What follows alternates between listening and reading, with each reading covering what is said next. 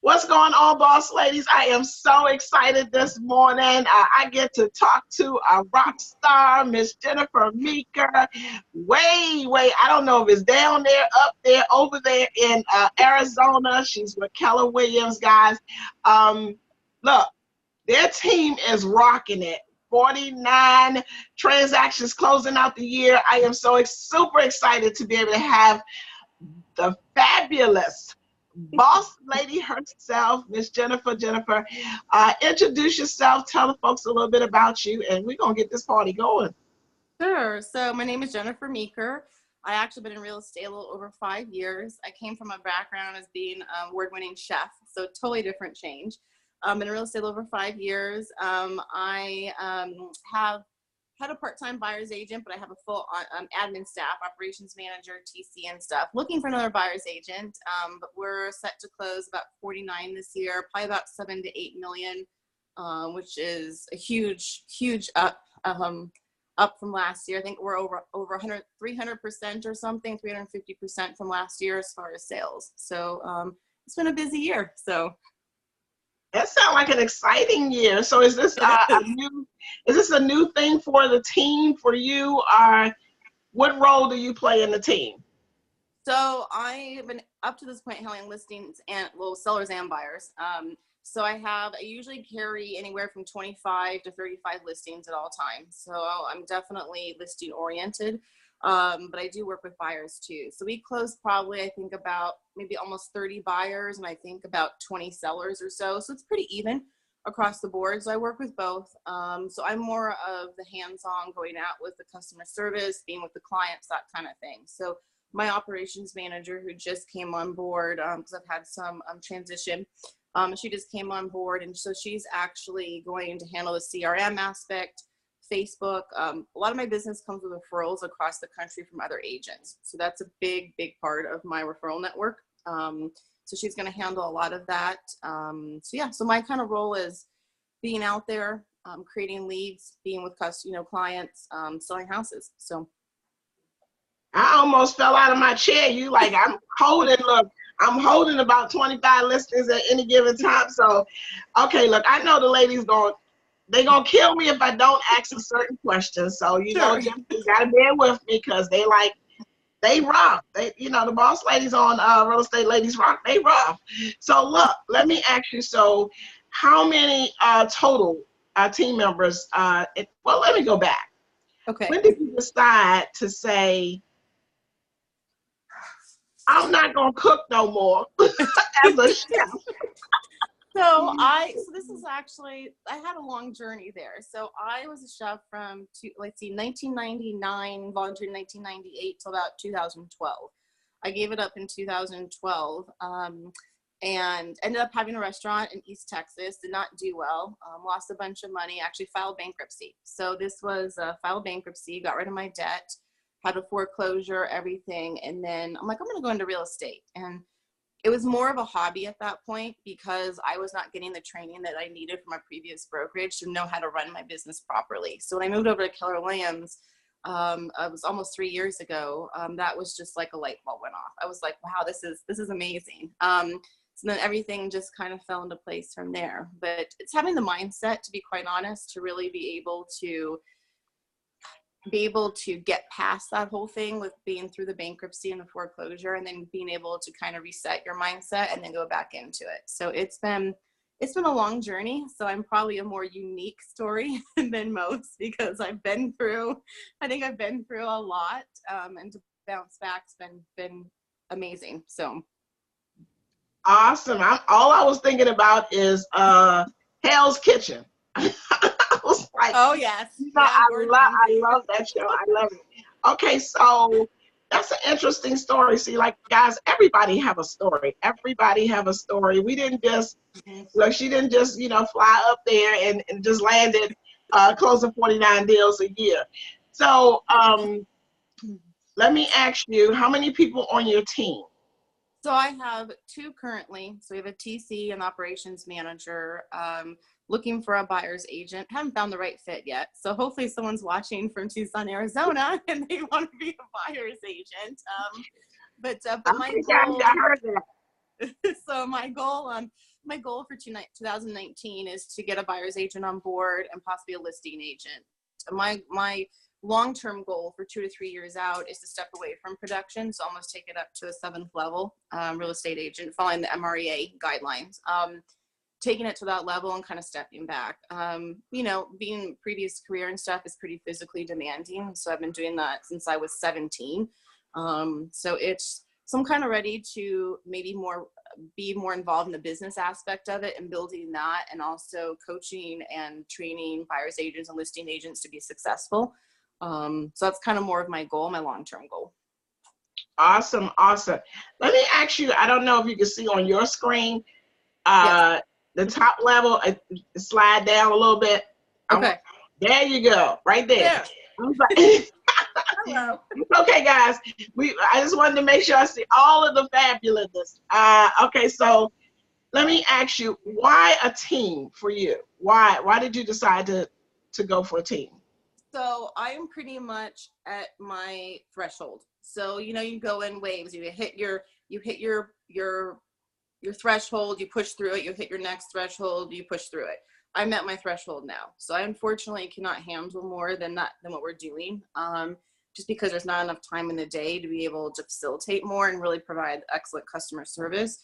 So I'm at the point now where I really need to delegate and delegate some of those responsibilities.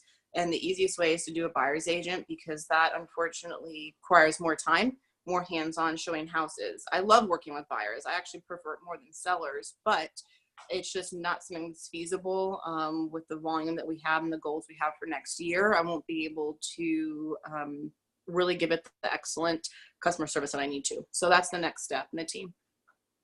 Awesome, because I know I hear a lot of the ladies like, you know, I need a team. I'm getting ready to go out here and go get a team. And Jennifer, they have maybe 5 deals that they've done. And that's the biggest thing. So you can't rush it. You have to do it right. And that was hard for me because I'm used to being one that kind of creates things, being a chef, you know, and having a restaurant. I'm used to being in control of that, but you can't do it. You have to step back and say, okay, this is the model. This is what I have to follow. So I follow the Millionaire Real Estate Agent model. I'm from Gary Keller, which is pretty much, comprising stories of real estate agents all across the country who are pulling in gross commission of over $1 million. So I follow that, and the rule of thumb is 28 to 32 transactions is your transaction coordinator or an admin, whether it be, you know, one or split time between both. And then from there, you start to get a buyer's agent. So there's a certain process to it. You can't rush it, because if you rush and take on a team at 5, you're going to end up not supporting that buyer's agent with enough volume, and then they're going to leave. And then every single time you take on a new person or do that transition, actually sets you back about 3 months as far as getting the training and everything else. So if that person doesn't work out and invested 3 months into it, then you're only setting yourself back. So you have to make sure that you hire right, and make sure you do it in the right process. So slow to hire, yes. quick to fire. Yes. Get rid of it when you got to get rid of it. Awesome, awesome. So you mentioned something else about supporting the buyer agent. So you bring on these buyer agents, but you can't support them. So what do you mean when you say support them? Because, you know, my theory is if you don't have no business for them, you bring them on, you don't really have any business for them to get them going. So how does that work in towards a team? I don't know if I lost you there.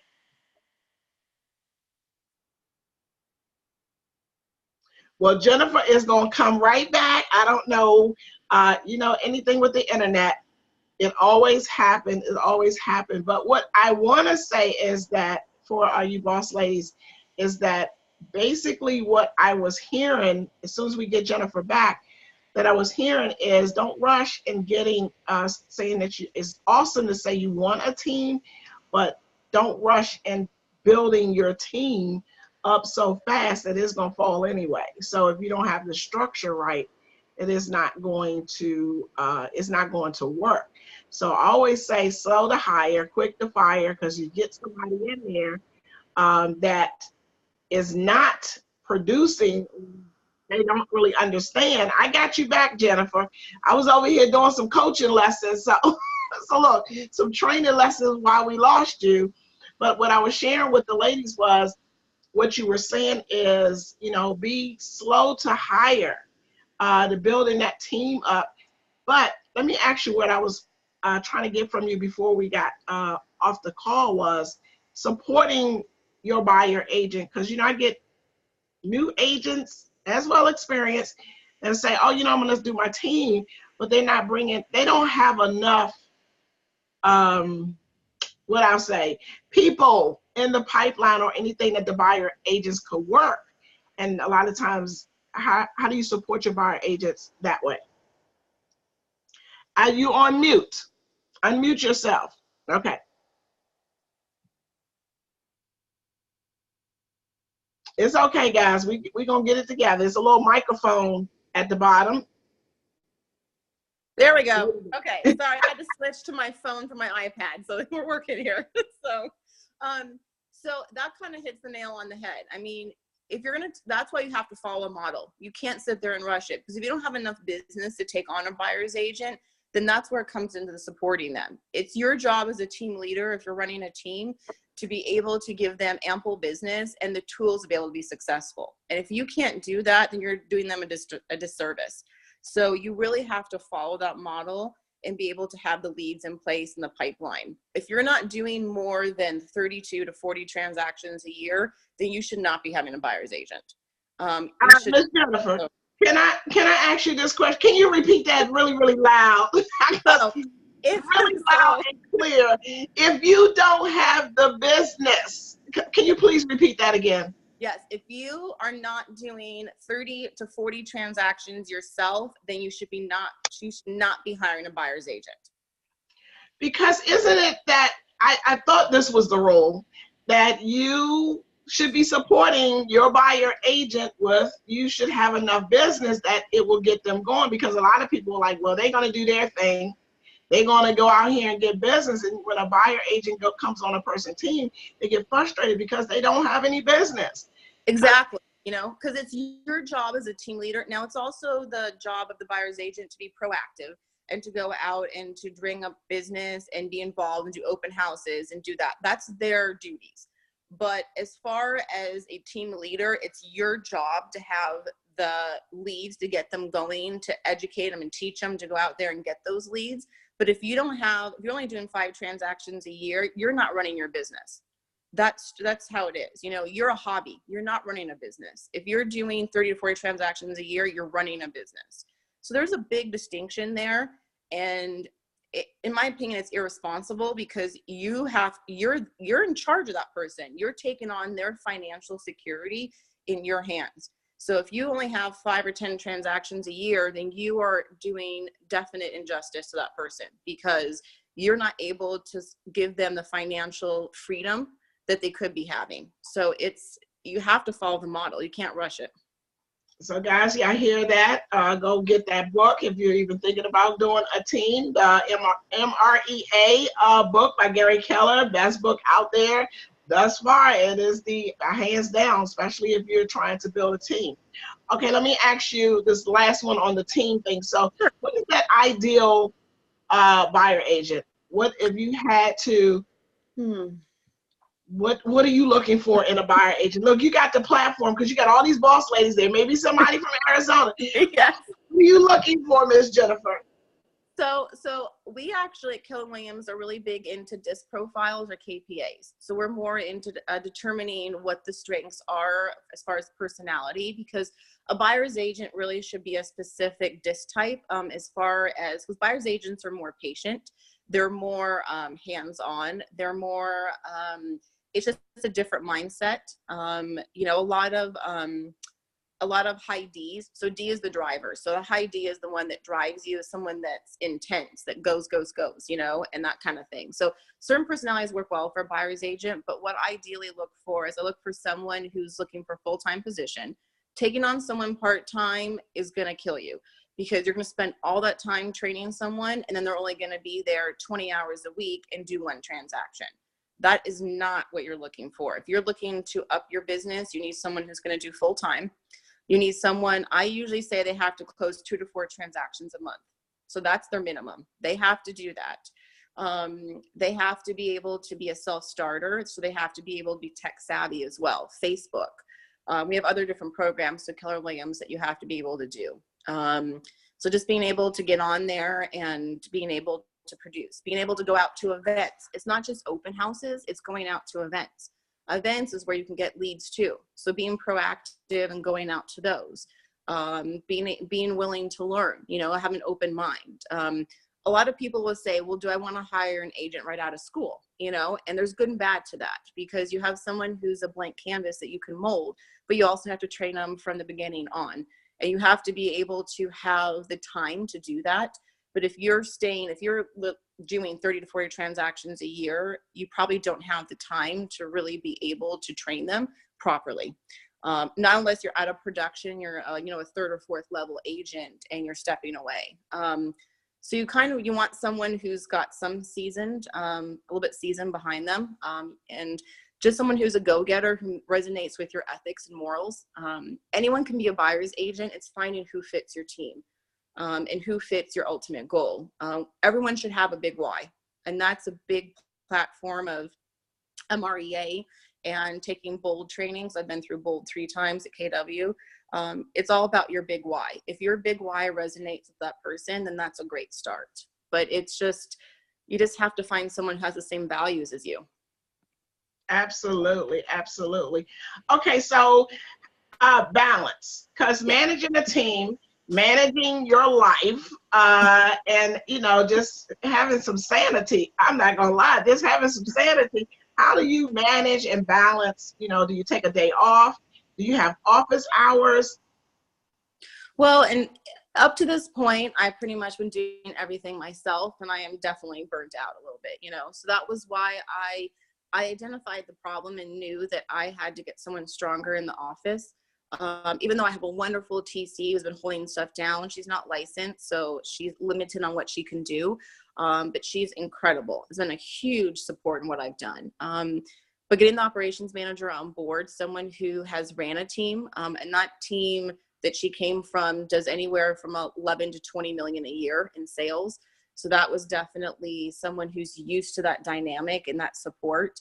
That really is going to implement, it's going to really be a huge, you know, a huge opportunity for me to go ahead and take this to the next level and be able to be sane. Right now it's like every day work, Okay. you know? So, but I am planning to take a day off, probably every Tuesday starting beginning of the year. I'll be off on Tuesdays, just for my own peace of mind. And I'm actually going to do it where I'm going to forward all my phone calls to my operations manager so she can handle stuff and be involved. So I think it's getting the right person in place to be able to help you with that. Because if you're trying to do 40, 50 transactions by yourself with a TC, you're probably not going to have any sanity, because No, you're not. that's No, not going to happen. I don't care what they say. They sugarcoat it all they want. No, you're not. So, guys, a TC transaction coordinator, is it a virtual assistant coordinator or in-house?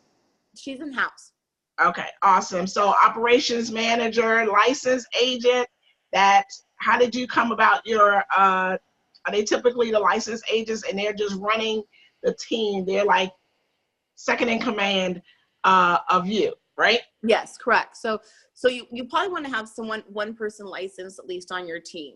Ideally, having a transaction coordinator license is where you want to go.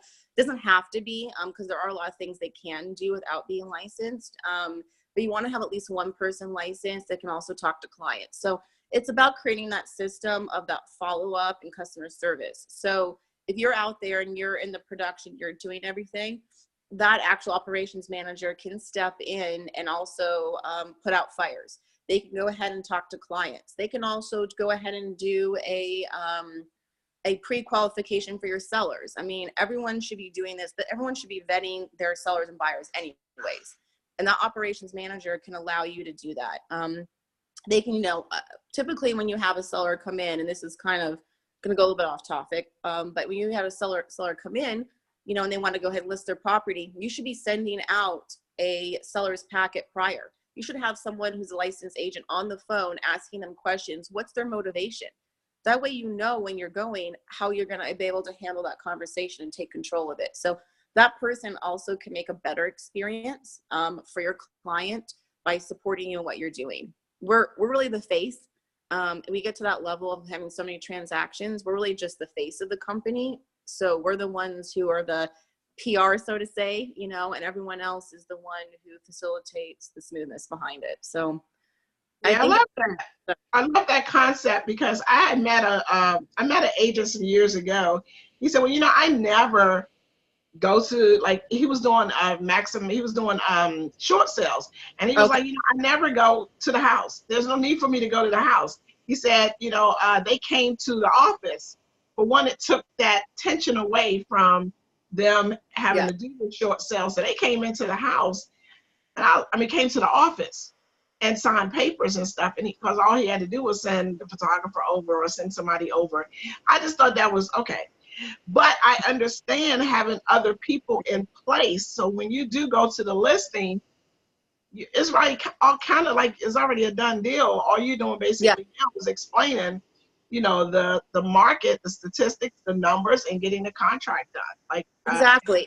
It's being prepared. Real estate is a lot about timing, and it is about skill, but it's also being prepared. So you have, and it's all, biggest thing I can emphasize is systems. If you follow a model and follow systems, it will put you up for success. But you have to follow them. You can't rush it. You can't, you know, cut corners. You can't do that. You have to follow the systems because they're proven. The people who are doing this are pulling in tons of money, doing incredible business. So it's proven they're doing it. And this is obviously one that's working. Now you have a lot of adapting and shifting with the market and stuff that you have to kind of take into consideration, but the systems never go away. So that's why the book MRA is great, because it gives you the whole accounting expenses of where you're supposed to be at financially. Everyone should be tracking numbers. If you're not tracking numbers, you're not running your business, because you should know exactly how much GCI you're pulling in. You should know where your expenses are. You should know your conversion ratios. You should know all of that. It sets you up. Having a team in place and the good people sets you up for success. It's like when I was in the kitchen, my employees made me look good. And that's like any business. Your employees make you successful. Yes, you have a lot to do with it, but they're the ones who set you up for success. So if you have good people in place and can set all that up and follow the systems, then it will catapult you into that next level. And that's what we're looking to do next year, because we're looking to double next year. So it's well, you pretty. already just said it. So claim it. It is yours. I'm going to be like on you, like Jennifer. Where you at? Where you at? Exactly. Well, they hold You you can do accountable it. too, because a lot of times real estate is different from any job. We don't have someone over us, a boss, saying, are you going to go ahead? Are you doing this? Are you on time? Are you late? Did you go to lunch on time? You know, they're not there to do that, because you are a self-starter.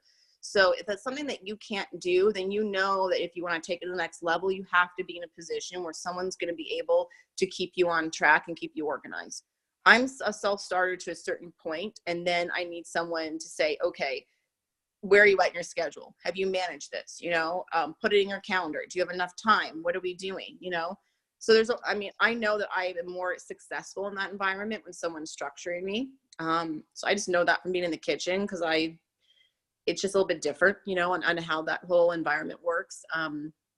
But you have to, it's just systems. Everyone has to follow the systems. You can't just, I'll be so repetitive. You just can't rush it. You can't. Yeah, I totally agree. So now that we're down to systems, let's go, because I know you got to go and make some boss moves. So I'm going to ask the questions, ladies. I'm going to ask the questions, but this is some good stuff, because having an accountability partner, because, you know, when we first say, like, you know what, I'm the boss. I don't have to answer to nobody. I can do what I want to do. I can wake up when I feel like it. I can go. You have to have structure if you're running a business. It's simple as that. So let me ask you, what systems are you guys doing, keeping everything in place? What system? So we do a lot on CTE, which is a Keller Williams program. So pretty much in Excel. So anyone could probably create this on their own. It tracks all my conversion ratios. It tracks all of my GCIs. It also tracks clients in there. So it does a little bit of everything. So it's a great program. I'm sure there's other ones possibly out there. We just get one for free through our brokerage. So I use that a lot. We also have some other tools, but I'm more inclined to use CTE because I'm more used to using Excel from being in the kitchen. So it resonates better with me.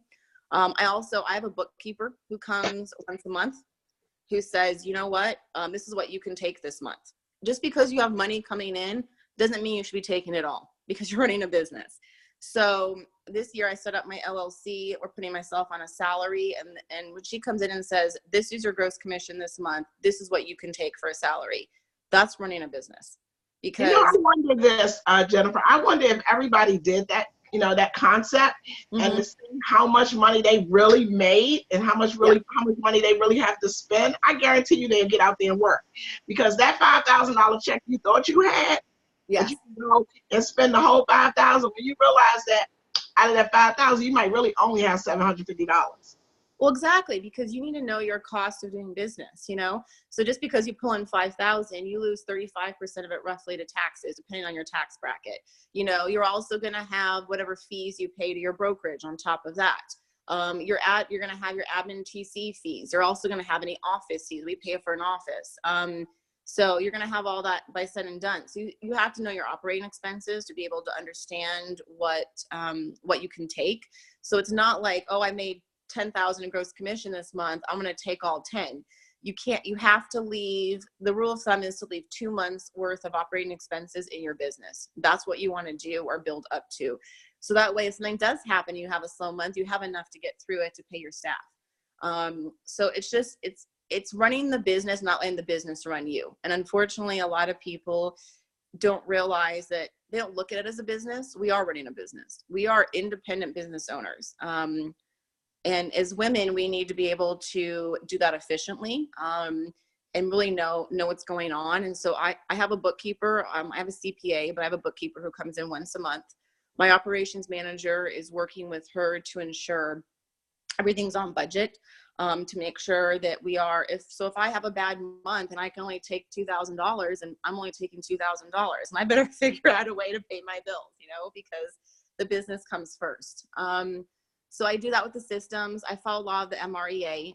This is the first year I'm on the ALC for Keller Williams. So we're the top 20% of the market, our market centers.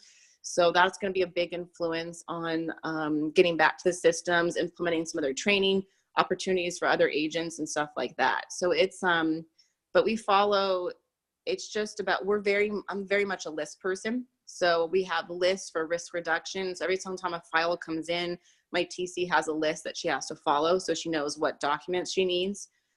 We do a lot with Folio. Folio, unfortunately, isn't free anymore, but you can do it for $25 a month, and it sets up a timeline for everyone so they can all join, and that way they know exactly when inspections are. We don't use the CRM that's provided with Keller Williams. They're launching new ones in March. I might eventually go toward it. I know they're going to have some hiccups, so I was hesitant to do it until they worked those out. But I pay for Lion Desk, so we track, all of our drip campaigns in there, all of our conversion ratios of emails opened. It's just having those systems in place where it's foolproof. We have an operations manual that we're working on to get that done. So that way, if someone comes in and I'm not there and we have a buyer's agent or something, my operations manager can train them and say, okay, here's our systems, here's what's going on.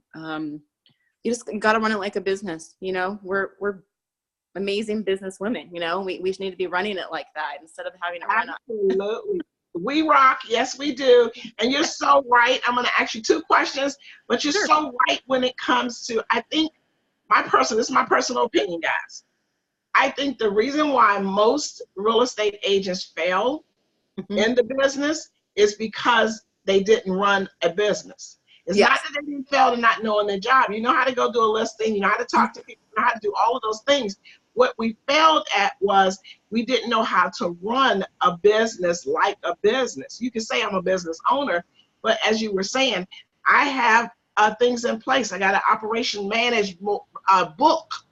I got a step-by-step guide of the how-tos. My team know they got rules. My admin has rules. And I do my books. I know my numbers. I know how many appointments it's going to take me to get a transaction. I just think that we just got a real estate license and we just start going selling, go tell all your friends and your family you're a real estate agent and you just start selling. and you have no idea how to run a business. And it's not that it's bad, but it's bad. Well, and that's why it's so important to get linked with a brokerage. It's not about the money that you put out. And I learned that the hard way. It's not about going to a brokerage that has the lowest cap or the lowest transaction fee because you're going to make more money. Because usually something's lacking, and that's the training. You really need to weigh paying more money out, getting the proper training and the systems of running a business, and then transition into a brokerage that maybe is less fee so you can make more money. But if you go and unless you have someone mentoring you, you're not going to have any idea what you're doing. And so you're going to go in there, it's going to be a hobby. It's not going to be a business. And that was my experience with the previous brokerage. I was there about 2.5 years. First year, I think I did like 5 transactions. Then the next year, I think I did 3 or 4. So it was nothing. And it was a hobby. And I switched over to Keller Williams. Our first, we went from February in 2016 to the end. I think we did 18 transaction. I think we did 9. So we doubled. Last year we did 19 or 18 transactions, and this year we're at 50. So that is amazing. And that was about systems. It was all about systems and knowing how to run the business. I mean, you should be knowing what your expenses run. You should be knowing that salaries are so much of your expenses. You should be looking at to say, okay, if I want to make 300,000 GCI or whatever, then how many listings do I have to take? How many listing appointments do I have to go on? How many buyer appointments do I have to go on? All of it's an MREA. So you should be following all of that. But yeah, if you don't get the training and do that, so that's why when agents post, I'm going to go this place, I only have to pay $200 a transaction. I'm like, well, how's the training? And they're like, it's okay. And I'm like, so do you want to pay no money if you're so it's like, do you want to pay $800 a year or something to have no training to be able to possibly, I don't know, make $5,000? Or do you want to pay 15 grand to make gross $300,000, you know? So it's spend money to make money, you know? So like we have a pretty hefty cap, you know, in Arizona and Tucson. And so, I mean, it's a lot, you know, but you're also paying to be set up to have this success. We do training, oh my gosh, every day, multiple times at all our offices. We're very supportive of each other. Everyone's very glued into the MREA. So, which is an amazing book, but, we're going to have a book club or something on here. We're going to have to like, because you know what, it doesn't matter which brokerage you're at to utilize it. Trust me, there's tons and tons of people from everywhere that utilize that system and that model. And I think to keeping everybody on structure, on point, and it's so crucial to know what you're doing today or what you get ready to do tomorrow. And so everyone should have had their 2019 goals set 6 months ago. I had mine set probably 8 months ago. And then I revisited them probably a couple months ago and retweaked them. But everyone should already have their goals. They should already know how many appointments they have to take and how much monthly GCI they're supposed to be doing. You should know that. I mean, we're gonna work on it, Jennifer. Look, we got some boss ladies out here that need a little bit of help. That's why we have you boss ladies ready. So look, I know you mentioned early on, you said a lot of your business come from referrals from agent to agents across the country. I'm assuming you guys, is this just from your company, agent to agent referral, or is it a site? So I do a lot of Facebook with the referrals. A lot of them are Keller Williams groups. For the brokerage in itself is pretty heavy in a referral network across the country. So that's a pretty big influence for a lot of the brokerages. There are some other independent ones that any brokerage can post in. So I still respond to those. So I've had referrals from non-KW agents before. So that, I mean, it just depends. But I probably do about over 75% of my business with agent referrals across the country. So, and then a lot of the times we'll find them a great house or sell their house, and then they'll have other family members who are looking to move. So even though you're giving up a referral fee to that agent to go ahead and get that in, it also snowballs into their friends and family that also need a real estate agent too. So it's so worth it because you also get connected with, they're your number one advertising, you know, they're the ones who are going to go out there and promote you. But it's been, so I mean, oh my gosh. Yeah, I've had them from all other states, all different areas, listings and buyers. So I've had both from, you know, referral agents and stuff, but yeah, I'm extremely proactive in Facebook. I think you have to be. That's the way of our world now, is social media, Instagram, Facebook. So let me ask you this: personal page, business page. So I have both, because of my friends that I had on my personal one, and most of them are agents, and it was built up had so many friends, it was so built up. I do a lot of my personal page. Now I know there's a big, you know, everyone's kind of a mixed opinion on that. I do have a business one, which does have some likes and stuff, but I do more in my personal, just because I think I have about 3,800 friends. So it's just more of, it's more of a draw across the country to get that word out, you know. That might change. We'll have to see my operations manager put some place, because she's the boss. So she's the one who's like, we're doing this. And I'm like, okay. Absolutely. Okay, so I know you're going to be running out. So let me ask you, I'm not even going to talk about leads. Like, I'm not going to talk about paid leads. We going, because I already know if you're part of that massive family over there at KW, we already know that. I'm hoping that you're going to say what I'm going to say. Leave that stuff alone and go out here and build you some relationships and some business relationships and create your own opportunity, and you don't have to be buying any leads. So I'm not even going to ask that one. But I'm going to tell you, I'm going to give you the floor. Any tips, any last minute tips? This is going to go to our new agents. Any words of wisdom, tips that you can give, anything you say, plug into, any books, any whatever you want to say in this last couple of minutes. Guys, as much as I love talking to you, Jennifer, because I know I got a lot of questions, so we're gonna talk about that later. But you got the floor. You got the floor. Okay, so gosh, tips. Okay, so definitely pick up MREA. There's other books out there that are fantastic. Maybe read one book a month. I think it's a good goal to set. It doesn't have to be something that's business related with real estate. It could still also be a self-promoting type book, or about mindset. That's still good to read. If you're with Keller Williams, definitely go to Bold. I think Bold is incredible. I've been through 3 times. It launched my business like crazy. So if you are in the brokerage, go there. Anybody who's not in KW can still go to Bold. You can still participate. You still get the materials to have the listing presentations and everything else to set yourself up. Know your scripts. Scripts are huge. If you don't know how to handle objections, you should not be going on an appointment, because you need to be able to combat that, because you're going to get objections everywhere. I don't pay for leads.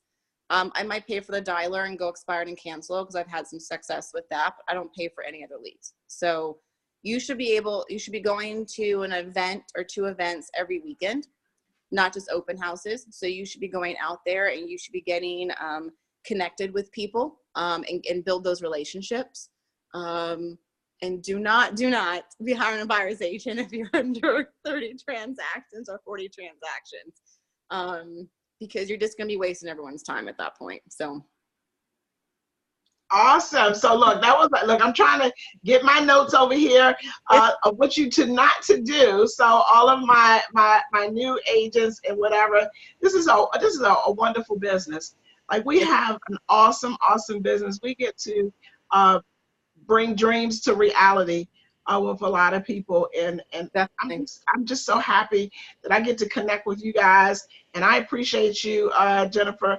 I'm gonna let you go, because I know you said, look, Coach, you got this much time. And we gonna be. I gotta go show houses, so you gotta go make the boss move.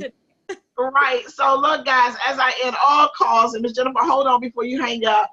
So, boss ladies, as I end all calls, all sessions, I am a great agent making a lot of money. I am the boss. You the boss. No, don't get comfortable. Don't get comfortable in this, guys. We'll see you soon.